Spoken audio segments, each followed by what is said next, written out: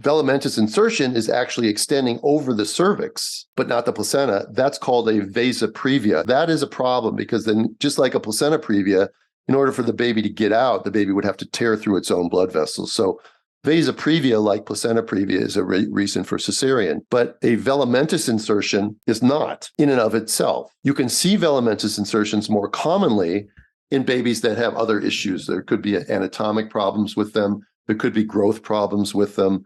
Sometimes you might be more likely to see it in twins or multiples, simply because the placentation is more complicated, and also more commonly seen, I can't give you a statistic on this, but I think I'm right when I say in IVF type situations. But the key to remember is that when you get a report back at your 20-week ultrasound and the MFM or the ultrasound tech has done color studies on you looking at things they probably didn't really need to look at, but they looked at them anyway. And now they find a velamentous insertion, you're going to be considered a high-risk pregnancy, can be labeled from that point onward. Mm-hmm. But even ACOG doesn't say that a velamentous insertion is a reason for intervention or a cesarean section. Yeah. And so from my perspective, I always try and look at what if we didn't do ultrasounds, and what if you didn't know that this was the case? What would that be? And you're right. A lot of times I will see posts and stuff on Instagram of people are like, wow, look at this.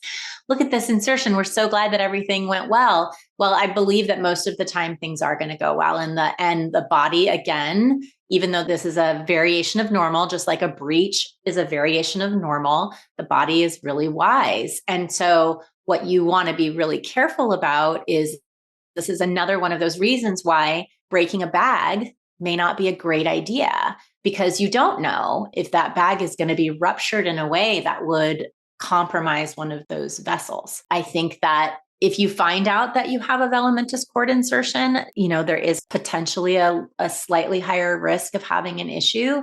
But the statistics, again, are on your side, and it's up to you to do your risk-benefit analysis and decide whether or not that's something with such a low concern of having a real issue, whether or not that's something that you feel comfortable with.